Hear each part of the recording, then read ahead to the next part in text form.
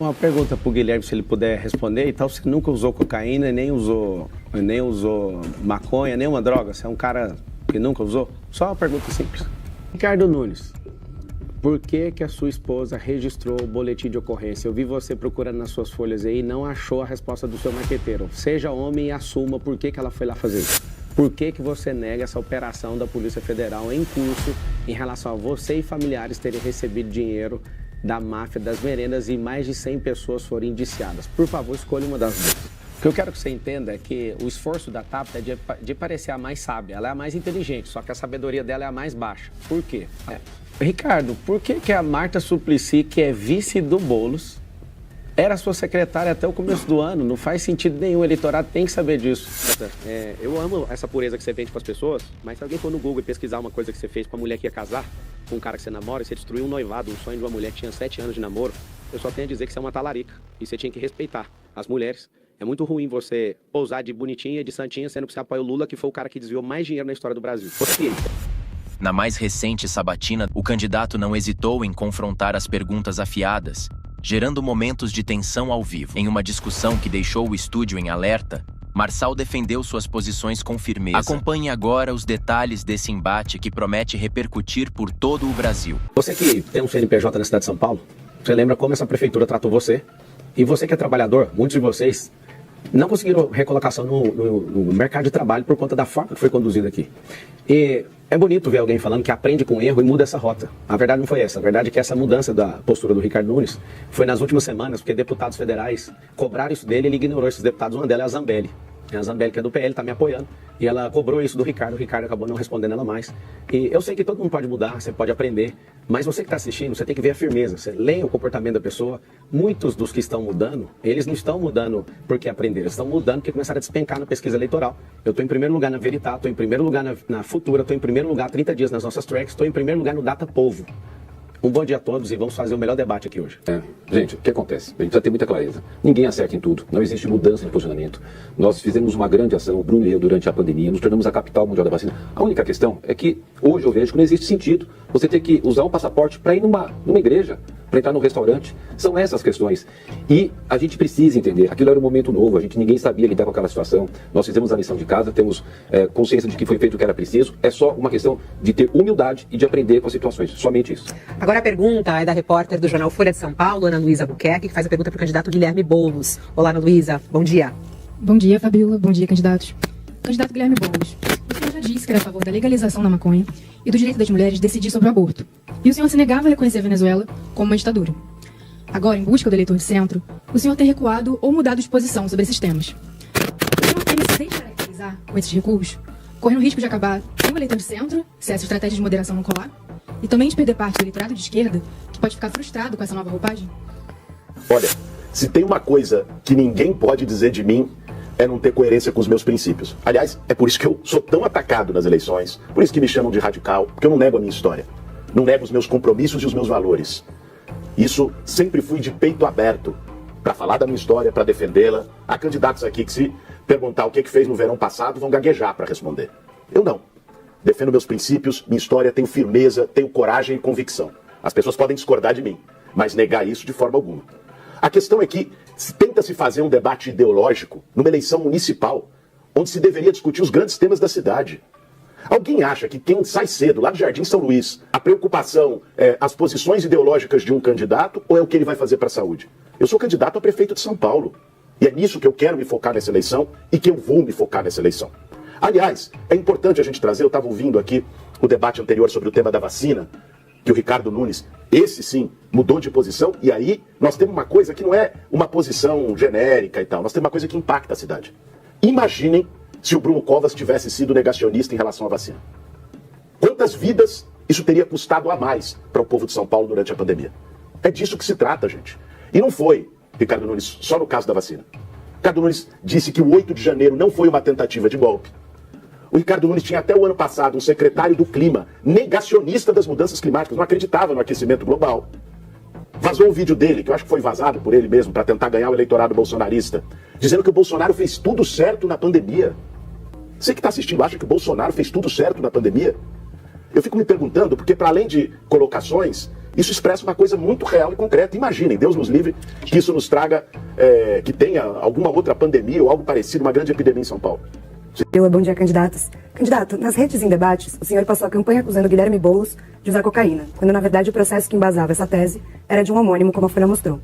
Mas em ação na justiça, seus advogados negaram que o senhor tenha feito isso e disseram que a expressão aspirador de pó se refere, abre aspas, a algo que atrai lixo. Por que o senhor diz uma coisa para o eleitor e outra na justiça? O seu advogado, né, fez essa defesa, ele está buscando uma defesa técnica. Agora, os nomes Espraiada, Hospital do Servidor e algumas outras coisas mais que eu vou trazer essa semana, eu prometi mostrar na última semana e vou falar sobre isso. A baixaria do Marçal não tem limite, né, gente? É impressionante quando alguém vem para a campanha só para atacar, tumultuar. Sabe o que ele está querendo dizer aqui? Né? Eu vou dizer para vocês o que está por trás. Primeiro, ele inventou a mentira que a repórter já disse aqui, trabalhando com um homônimo, um cara chamado Guilherme Bardawil Boulos, que teve um processo por porte de drogas e que ele queria atribuir a mim, para confundir o eleitor.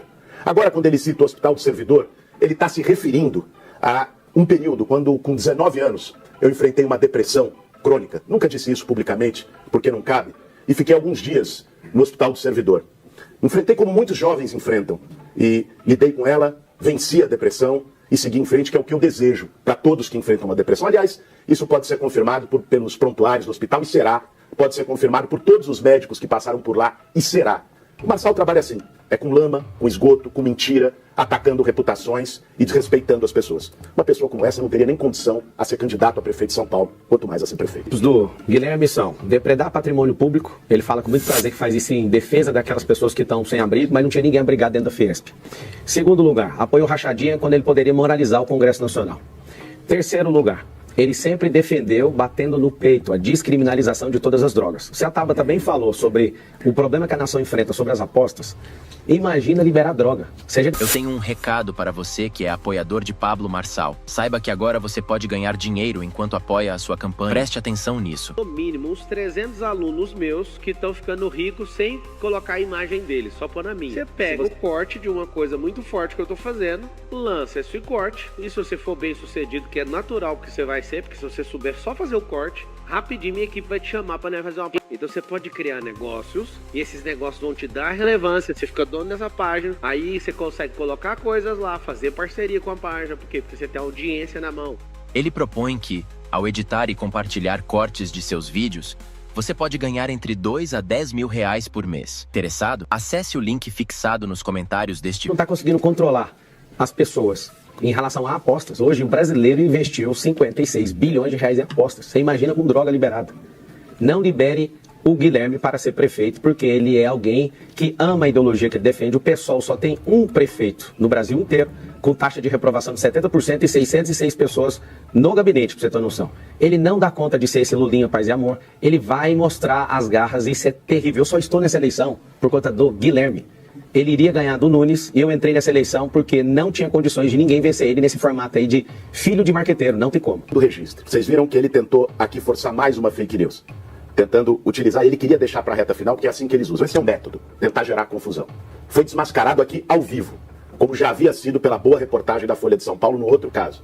E aí muda de assunto. É assim que eles funcionam, né? Aí começa a falar de outras coisas, da ideologia, enfim, do que é a especialidade da extrema-direita em produzir fake news. Pergunta pro Guilherme se ele puder responder. Então, você nunca usou cocaína, nem usou maconha, nenhuma droga? Você é um cara que nunca usou? Só uma pergunta simples. Tem paciência, quer falar de novo? Para não ficar no ar, nunca usei cocaína, para que fique muito claro. Não uso drogas. E já que ele quer saber se é o nível lamentável, maconha eu provei uma vez na adolescência, me deu uma dor de cabeça danada e nunca mais. Quem me conhece sabe muito bem disso.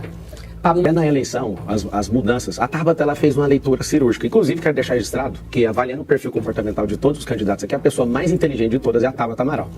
Tem que deixar isso registrado. Nos outros debates, nenhum dos homens se direciona a mim, não mandam perguntas, e as mulheres são guerreiras, tanto ela como a Marina, que inclusive é uma pena ela não estar aqui no debate. Elas têm coragem de fazer perguntas, eles não. O Lulinha Paz e Amor que está aqui, ele é só uma figura de marquetagem. Ele é um cara com 42 anos de idade que juntou um patrimônio, dá para comprar um terreno no interior de São Paulo. Como é que ele vai gerir uma cidade desse tamanho, com essa magnitude? Na hora de votar, no dia 6, não coloca pessoa pequena demais para um cargo tão grande, com uma cidade tão poderosa. Eu vou provar para vocês agora quem é mentiroso. O Ricardo Nunes, no último debate, encerrou, fala num versículo, que ele não sabia nem onde estava, ele se embananou todo. E eu vou deixar aqui em aberto, se você quiser usar seu direito, depois você mostrar para os evangélicos que você quer os votos deles. Cita aí pelo menos umas 2 igrejas lá de Apocalipse, mostra aí quem é o pai de Melquisedeque, mostra para nós aí pelo menos 2 filhos de José, mostra que você é alguém que é assíduo na palavra, que é homem de oração, que fica usando o Tarcísio, né, com os grandes pastores que usam dinheiro do financiamento de publicidade, 648 milhões de reais que você tem usado. Então, assim, eu vou te mostrar que é mentiroso, porque o marqueteiro dele não escreveu essas respostas ali. E agora ele vai fazer o quê? Ele vai entrar, ele não consegue mostrar nada disso. A Bíblia tem mais de 30 mil versículos, ele não consegue citar nem 2 aqui. Mas o que o marqueteiro escreveu, ele deu conta, deu uma embananadinha, mas aí você vai ver que é um mentira que está escrito. Eu sou o único aqui que não tem cola, mas tá tudo bem. Ricardo, por que a Marta Suplicy, que é vice do Boulos, era sua secretária até o começo do ano? Não faz sentido nenhum, o eleitorado tem que saber disso. Sobre você e o seu marqueteiro fajuta que perdeu a eleição com o Bolsonaro e vai perder a sua, e também como foi com o governador, que também apoia a sua campanha, Rodrigo Garcia. A arrogância de vocês vai levar vocês à ruína, tá? Já que você citou Salmos, eu vou colocar Salmos 69, onde está escrito assim, ó, o zelo pela sua casa me consumiu. Todas as vezes que você me vê indo para um confronto, eu nunca vou negar, porque o verdadeiro cristão ele vai para o confronto. E aqui eu quero deixar bem claro, Jesus não poupou Pedro, não poupou os cambistas, que é a maioria dos que estão aqui. Ele destruiu tudo que estava na porta do templo, que quando precisa, ele chamou algumas pessoas de raca, que significa raça de víboras. E quando a Tabata fala, não vamos falar de religião, ela está falando, eu não entendo desse assunto o suficiente para trazer ele. Interessante é que o governo de uma pessoa é definido pelo tanto de sabedoria e experiência que ela tem. Sou cristão e eu sei que você não leva essa vida que você está fazendo aí. A Tabata, no último debate, eu pedi perdão para ela, na hora que alguém perguntou sobre isso, ela não perdoou. Um cristão sempre perdoa. Inclusive tem que fazer no mesmo dia 490 vezes, que é 70 vezes 7. Que fique claro aqui, eu sei que você não vai responder. Seu Aldo Rebelo, comunista, Soninha, que é comunista, tudo no seu governo, você é só um santo. Se a gente não canonizar você até o final da eleição, eu sei o que a gente vai fazer com você. Nós iremos fazer algo poderoso. A gente vai ter que colocar você, ano que vem, através da Polícia Federal, naquilo que você está todos os dias na hora de deitar sabendo que vai acontecer por causa das metas. A Tabata, ela fez um discurso mais longo, o discurso cristão mais longo que já teve debate político agora nessa última fala dela, e eu quero te dar os parabéns, Tabata. Quando a gente não domina o assunto, a gente ataca ele. O Ricardo acabou de falar que eu toquei alguma coisa de alguém, estou aberto a de infinito a retribuir 4 vezes mais se alguém achar se eu peguei alguma coisa de alguém. Aquilo era uma relação de trabalho, mas é uma mancha, né? Infelizmente, eu peço perdão para a sociedade por ter trabalhado com um canalha que acabou me colocando nisso.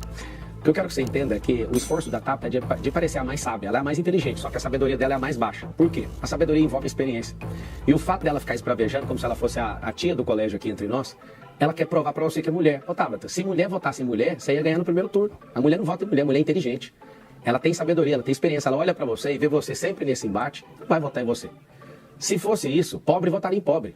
Negro ia votar em negro. O único aqui entre nós que tem um vice que é negro, lá de Pirituba, que é polícia, mulher, heroína, nordestina. Se fosse assim, a gente ia vencer com 80% dos votos. O que você tem que ver aqui é quem não é viável. Presta bem atenção nas pessoas que não são viáveis, que é a maioria dos que estão aqui.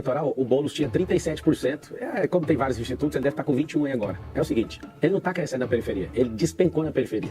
Contrário do que foi noticiado, uma imagem com gente brincando com cadeira. Ontem foi um arrastão no Grajaú e o Grajaú é nosso. Você vai ficar desesperado na hora que você ver a urna, viu, Bolso? Tanto o Marçal quanto o Boulos disputam para ver quem é o mais rejeitado. Mas também é importante dizer que Marçal não vai estar no segundo turno porque eu tive coragem de desmascará-lo. Deve ser por isso que ele odeia tanto as mulheres e vem aqui dizer que mulher, que é inteligente, não vota em mulher. Mas as mulheres e o povo estão vendo e a única coisa que dispara nessa eleição é a sua rejeição. É que a Tabata é mais inteligente e a Tabata é que menos tem experiência na vida aqui. Agora, a mulher é inteligente, é por isso que vocês não estão dedicando o voto na Tabata. Por quê? Porque você que é guerreira, mãe de família, a maioria aí tá sozinha em casa, você sabe que não dá para colocar a Prefeitura de São Paulo numa pessoa que tá sonhando avô. Eu não vou tocar nesse assunto se você explicar ele em definitivo, porque você não responde nenhuma pergunta que qualquer um dos candidatos fazem para você. A pergunta é, por que a sua esposa registrou o boletim de ocorrência por violência doméstica? Segundo, por que você nega essa operação da Polícia Federal em curso em relação a você e familiares terem recebido dinheiro da máfia das merendas e mais de 100 pessoas foram indiciadas? Por favor, escolha mudar de novo. Ô Pablo Henrique, e sabe por que é Pablo Henrique? Porque é o que está lá no inquérito da Polícia Federal, que ele foi condenado. Eu sou casado há 27 anos. 27 anos. Eu amo a minha esposa, nunca levantei um dedo para ela. Como você é baixo, cara. Como você é baixo.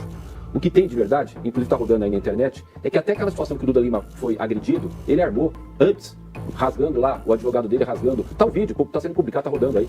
E fazendo pro cara falar que foi agredido. Esse cara é só mentira, é só mentira. Falou que o Trump mandou carta para ele, é mentira. Foi lá para Camizumo, na África, pessoas humildes. Esse cara em 2019, pessoas pobres, foi lá fazer vídeo, fazer filmagem, dizer que ia fazer 300 casas. Arrecadou mais de 4 milhões e meio das pessoas de boa fé. Sumiu com dinheiro, fez só 1,5 milhão de investimento, tem 26 casas lá feitas. E as pessoas lá, até hoje, nas casas de lata. Isso é uma farsa. Isso é uma farsa. Envolvido com tudo que é de coisa ruim, de PCC. Olha, cara, Vamos elevar o nível aqui. Vamos elevar o nível. Respeito a minha família, 27 anos de casado, amo a minha esposa. Desculpa por tudo isso que a gente está passando. Mas vamos superar. Eu te amo, meus filhos. E a gente vai se livrar desse cara que está ganhando aí só em rejeição. Pablo Marçal, tem a palavra. A gente vai se livrar desse cara, é uma ameaça de morte? De novo. Não, você usa seu tempo para responder, porque você é macho aí, agora abre o seu microfone e fala. A gente vai se livrar desse cara, é uma ameaça de morte? Você falar que ama a sua esposa, eu não duvido não, você parece um cara que ama ela mesmo. Agora, você não respondeu por que ela registrou. Ela estava embriagada, ela estava ludibriada, ela estava alienada. O que é o caso? Ninguém entendeu isso até hoje. Só responde isso. O senhor quer responder? Quer usar o seu tempo? Você não pediu a palavra, quer? Ricardo Nunes pediu a palavra. Olha, vocês já perceberam que ele tenta dar as ondas, os golpes. Ele é acostumado a dar golpe. Eu não vou cair no seu golpe. Eu não vou cair no seu golpe. Eu não vou cair no seu golpe. Você deu golpe lá nos velhinhos, ainda adolescente. Você não escutou a mensagem do teu pai, que está nos áudios da gravação da Polícia Federal. Escute o teu pai, Pablo Henrique. Você deu golpe nas pessoas lá da África humildes. Não faz isso não, cara. Não faz isso. Em Camisunga eu fiz uma promessa que eu só sairia de lá depois de construir a última casa. Eu não sou o prefeito lá, igual esse incompetente. Lá eu sou apoiador e eu vou ficar até o final. E tamo junto, Camisunga e outros países também na África a gente ajuda. Um beijo pra vocês.